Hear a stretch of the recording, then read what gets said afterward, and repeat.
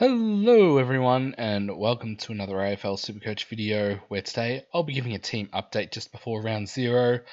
Speaking of round 0, there's a couple of games that have been postponed due to tropical cyclone activity in southeast Queensland and northern New South Wales. So it took a little while, but yeah, the AFL realised that it's probably not a good idea to be playing in a cyclone. That's, hopefully everyone there in those areas stays safe.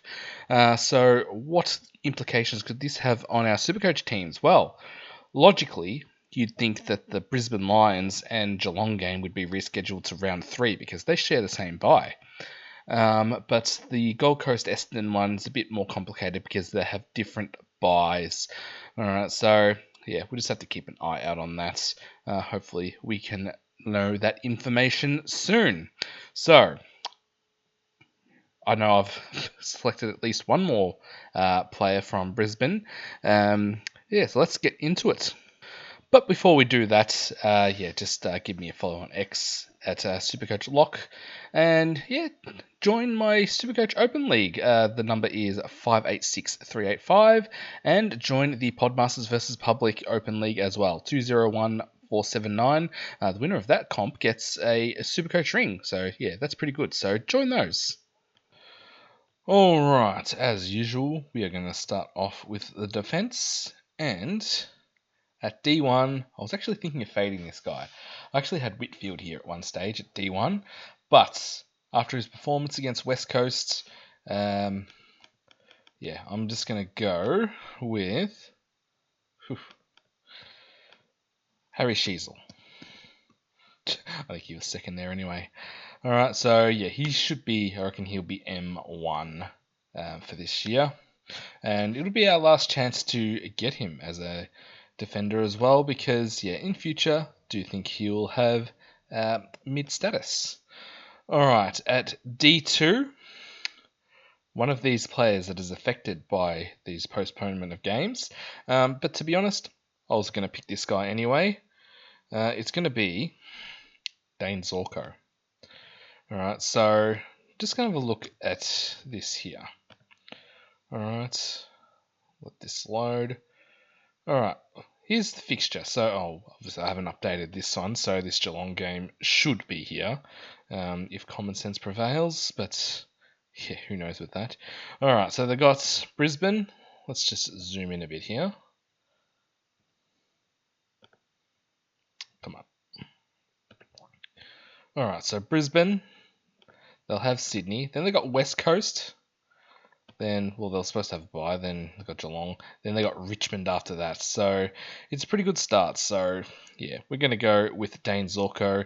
And I remember, especially that Richmond game last year. He went absolutely nuts. I think he was on like 70 or something at quarter time. So yeah, I'm just going to pick him there. He's still got that good role at halfback. Not worried about Kitty Coleman coming back in. So Dane Zorko it is. Alright, next we've got D3. Now, who have I got here again? Alright, so I've still got James Sicily. Still think he holds pretty good value. He's playing in defence, swinging forward at the end of quarters. They do still have Cal Shadir and Mitch Lewis out. But I saw what I wanted to see, and that was him in defence as that sort of third tall, half back. So, yeah, hopefully he can still be good value for us. Now, in D4, I was thinking going to go either Harry Perryman or Matt Roberts. I think, or could I even drop Sicily and go with Matt Roberts? Well, we'll be able to see them both round 0. All right, so maybe if I like them both, I could drop Sicily and just go with both Roberts and Perryman.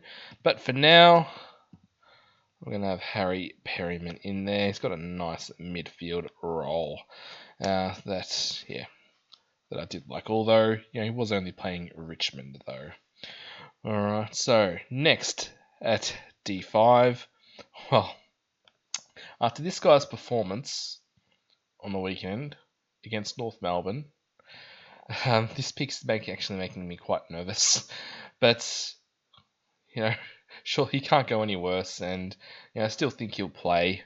And that man is Bo Allen. So hopefully he doesn't score us. Wait, where is he? Where's Allen?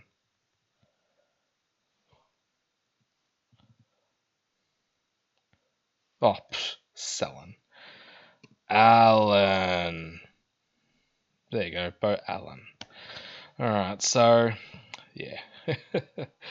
Quite nervous about it, but he couldn't go any worse. Bit of Campbell Chester vibe about him with his scoring. Scored like a -12, but I'm sure he'll be okay as a pick. Alright, next. And we don't have many rookie defenders either, so yeah. Beggars can't be choosers. Alright, so next I've got this guy who was starting in the midfield. Did pretty well against Carlton in the practice game. I got James Leake.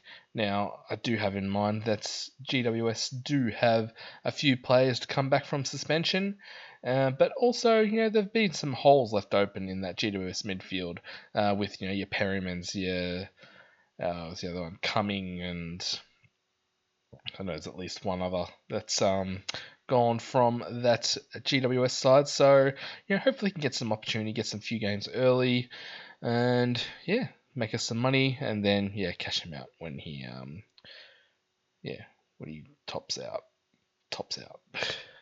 Anyway, next I've got at D7. Oh my god, I cannot type. I've got Zach Reed. As long as he stays healthy, he should be a pretty slow burn, I reckon. Hopefully we don't get the same as last year where he plays half a quarter and gets subbed off and he's not seen again and he's stuck at my D8 for the rest of the year. But, hopefully we don't get that. Alright. Alright, next up on the D8, the last defender, I've got... where is he? O'Connell from St Kilda. He might be. Hopefully, he can hold a spot on the wing there. We're obviously going to have to keep an eye out on team sheets. If he can just play the first, 6-7 games, make us some cash, that would be great. Hopefully, we have a few downgrade options. All right, now onto the midfielders. Now, this has changed over the last, day, due to the news that, we're not gonna have the Queensland games go ahead this round. So, hopefully this player can. And we looked at the fixture earlier with Lockie Neal, same as Dane Zorko. And I think he's going to go nuts at the start of the season. Just didn't want to pick him because of that annoying bye. But hey, if we do play round 3, Geelong Brisbane, hey, he's in my side. Alright, next we've got a guy that really impressed me over the weekend. He made his way into my side. Butter's injury as well helps. He's actually quite good value at 529k, and that's Connor Rose. And also, if we look at the Port Adelaide fixture, let's just go down here.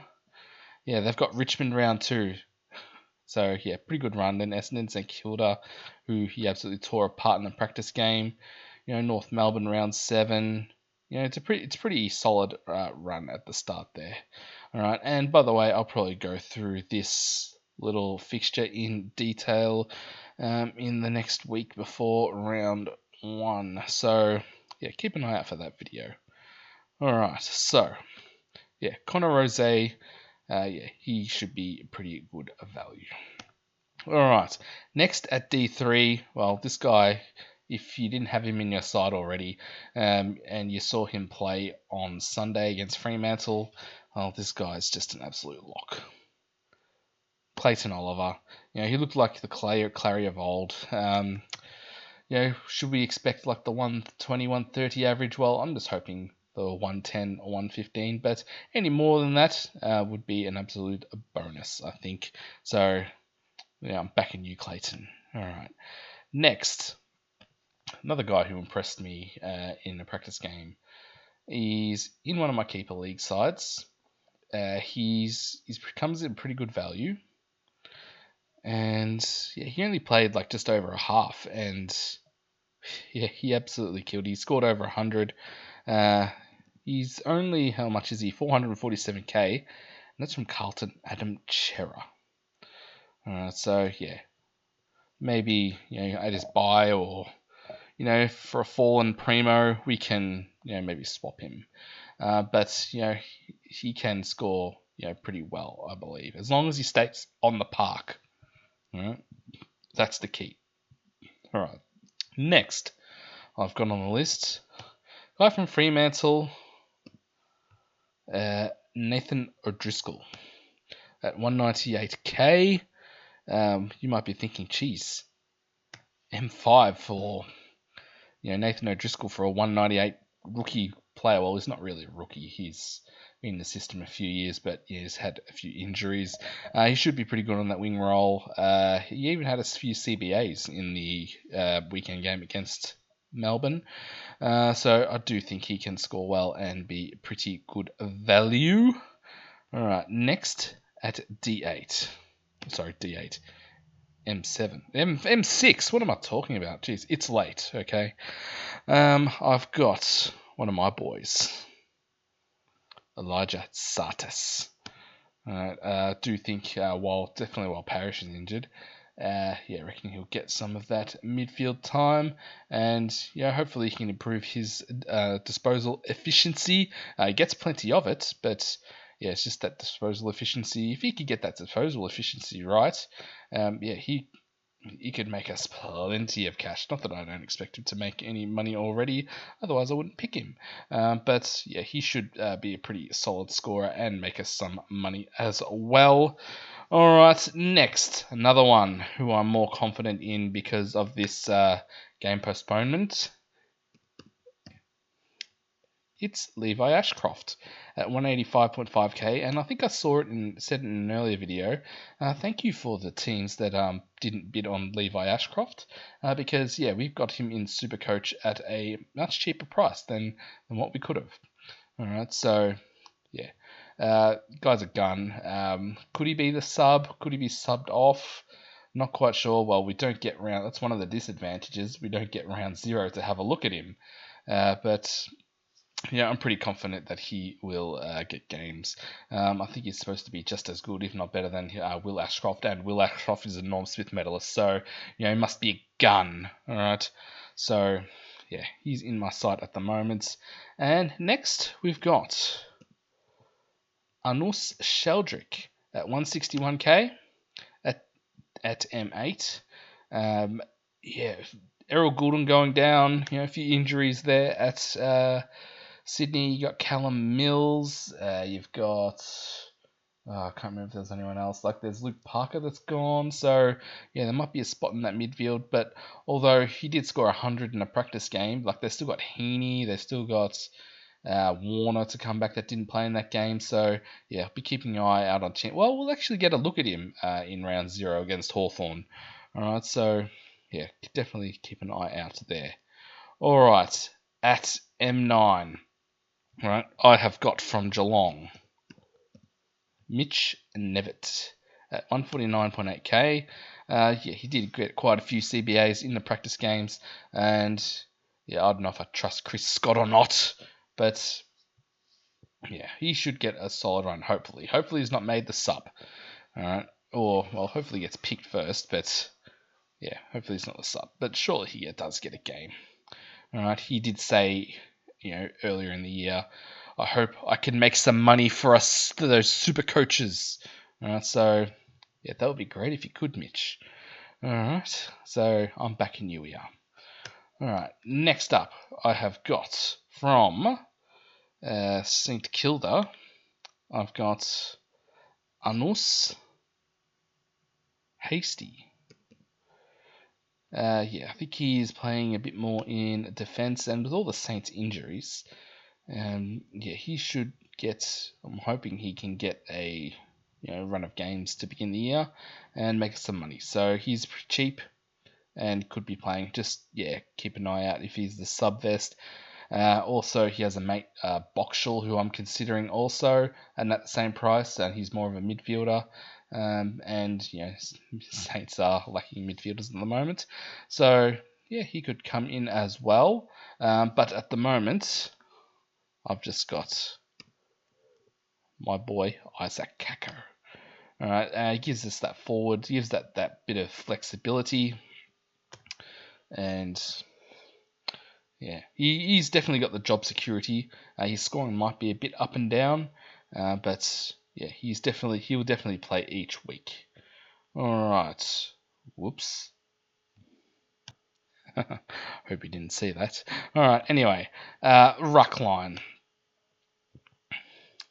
Now, I'm going with Tristan Cherry as a non-owner last year. Just watching him just absolutely killed me. Seemed like all my opponents had him, but I'm not going to miss out this year. I'm just going to get him straight away. All right, so Tristan Cherry, I expect him to be, well, if not R1, then definitely R2. All right, and speaking of R2, I'm going with Toby Nankervis because, again, I'm going to be looking at this sheet here, the fixture. Richmond, who do they play? They play De Koning, then the Rucks against Jordan Sweet, then possibly against Boyd, then got McInerney, it'd be difficult. Could be playing as Reedy here, Wits, but it could be Moyle, and then Hard against Melbourne, and then you got West Coast, and then North Melbourne, well, it's against Cherry, so that'll be pretty hard. Alright, so yeah, he has a pretty solid run to start off with, so that's why I am going with a Nankervis to start off with. Alright, so yeah, what is he owned? 3% owned. Well, I'm pretty sure last week he was like 1% owned, so yeah, a few more people have jumped on him. Alright, so on to R3. We've got Harry Boyd.